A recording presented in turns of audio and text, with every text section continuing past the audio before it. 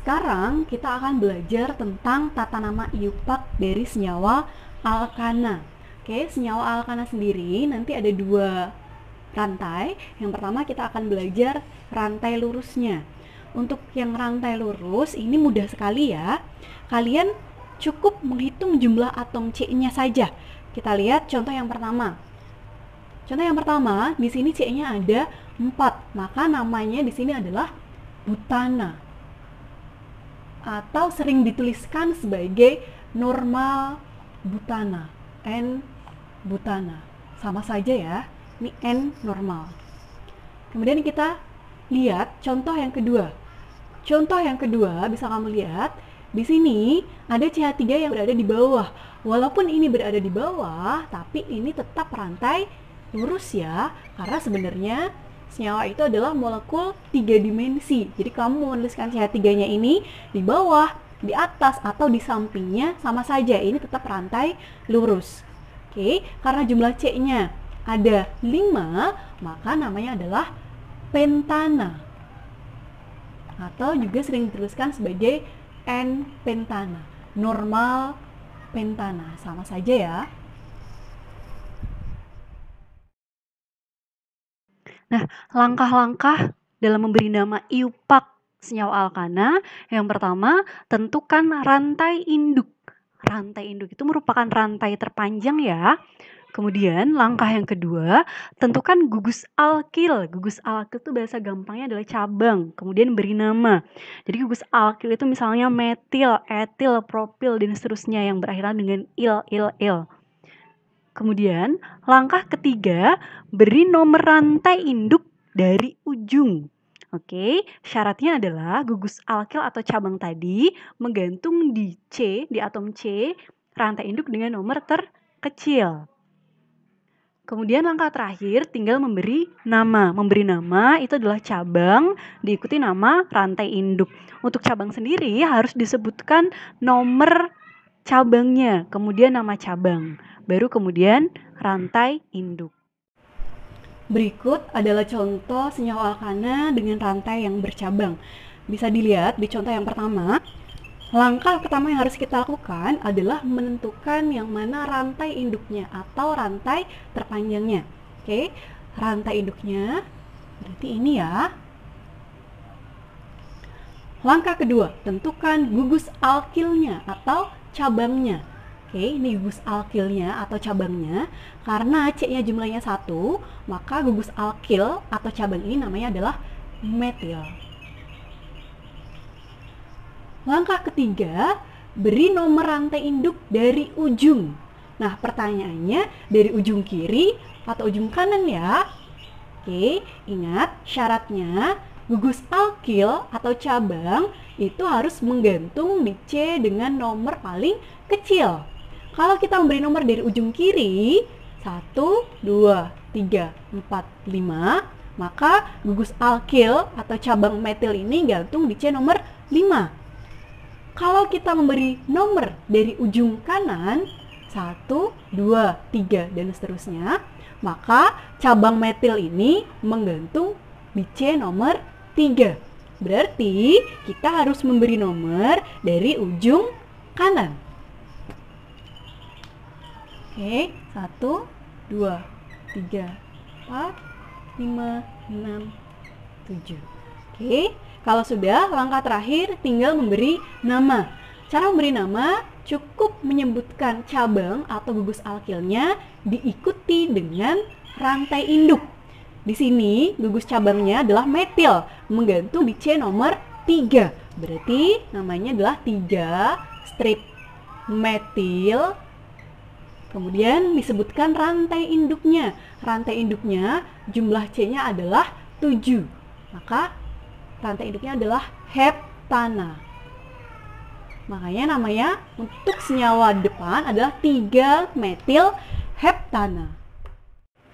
Contoh soal nomor 2.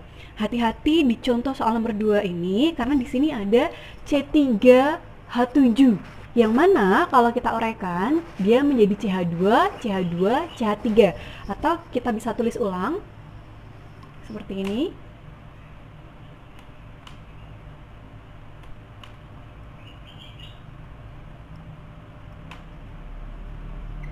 C3H7 diuraikan menjadi CH2, CH2, CH3.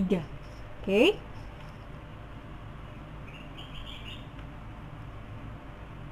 Nah, kalau seperti ini berarti rantai induk atau rantai terpanjangnya adalah ini ya. Kemudian ini adalah sebagai gugus alkil atau sebagai cabang. Karena C-nya ada 2, maka ini nama cabangnya atau gugus alkilnya adalah etil ya. Oke, kalau sudah kita beri nomor. Pemberian nomor dari ujung kiri atau ujung bawah. Kita lihat biar etilnya mendapat nomor terkecil, maka pemberian nomor adalah dari ujung bawah.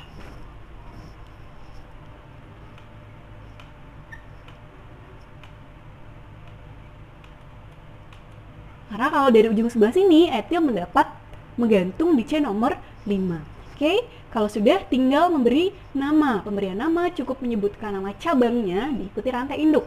Cabangnya adalah etil. Etil menggantung di nomor 4. Maka bisa kita tuliskan cabangnya 4 etil. Kemudian rantai induknya karena ada 8, maka rantai induknya adalah oktana.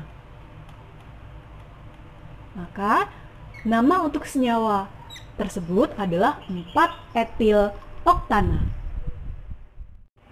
Contoh senyawa nomor 3 bisa kalian lihat di situ ada CH3 2 kali, kemudian ada CH2 dikurung 2 kali. Nah, ini maksudnya apa? Kita bisa tuliskan ulang. Di sini kalian bisa lihat bahwa CH mengikat 2 CH3. Jadi kalau kita tuliskan seperti ini. Ini ya, CH mengikat 2 CH3. Kita lanjutkan, CH2.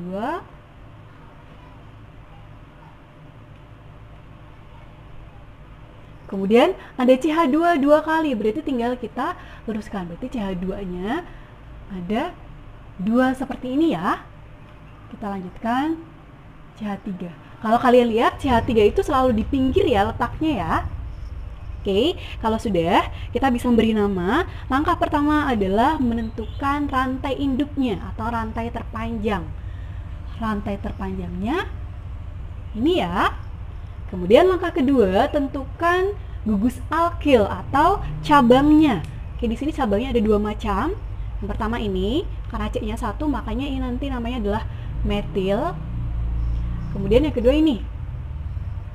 Karena di sini C-nya ada 2 berturut-turut, maka namanya adalah etil. Nama cabangnya adalah etil. Nah, kalau sudah, kita beri nomor dari ujung kiri atau ujung kanan ya. Nah, agar cabang-cabang ini mendapat nomor terkecil, maka pemberian nomor adalah dari ujung kiri.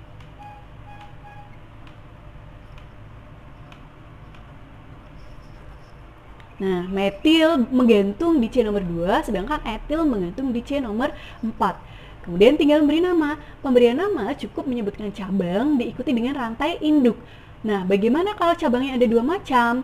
Kalau cabangnya ada 2 macam, maka pemberian nama diurutkan secara alfabetis ya.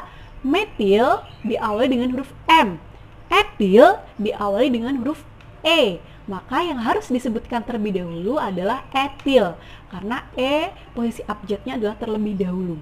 Makanya di sini namanya adalah etil menggantung di nomor 4.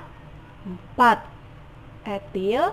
Kemudian masih ada cabang lagi, cabangnya adalah metil. Metil menggantung di nomor 2, berarti 2 metil. Nah, kalau sudah, nama rantai induknya. Rantai induknya, C-nya ada 7, maka rantai induknya adalah heptana. Oke, maka nama untuk senyawa di depan adalah 4 etil, 2 metil heptana. Contoh senyawa alkana nomor 4. Oke, langkah pertama kita tentukan rantai induk atau rantai terpanjangnya terlebih dahulu. Untuk senyawa nomor 4, rantai induknya berarti ini ikut ya karena dia di ujung. Kemudian kalian bisa ambil turun ke bawah atau lurus sama saja. Kita misalnya ambil yang lurus. Oke, kalau sudah, kita tentukan gugus alkil atau cabangnya. Oke, di sini ada cabang. C-nya 2, berarti namanya etil. Kemudian di sini ada cabang metil di bagian bawah. Di atasnya juga ada cabang metil. Nah, kalau sudah, sekarang kita beri nomor, pemberian nomor dari yang sebelah ini atau yang ujung kanan ya. Oke, biar gugus alkil atau cabang-cabang ini mendapat nomor terkecil, maka pemberian nomor adalah dari ujung kanan seperti ini. 1.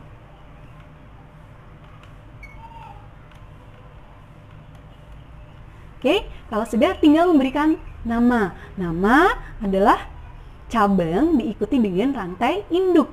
Cabangnya ada etil, ada metil. Maka yang harus disebutkan terlebih dahulu adalah etil karena berawal dengan E. Posisi abjadnya lebih dulu. Oke, etil berada di posisi nomor 3. Makanya namanya adalah 3 etil. Kemudian masih ada cabang metil dan metil. Maka kita harus menuliskan 2 kali ya, berarti 2,2 karena letak metil yang satu di nomor 2. Letak metil yang satunya juga di nomor 2. 2,2 karena metilnya jumlahnya ada 2, maka kamu harus menambahkan awalan di. Berarti dimetil. Oke, kemudian diikuti dengan rantai induk. Rantai induknya C-nya ada 7, maka rantai induknya adalah heptana. Maka nama untuk senyawa di depan adalah 3 etil, 2,2 dimetil, heptana. Oke, D dan E walaupun duluan D, tapi yang dilihat adalah M-nya ya, metilnya ya.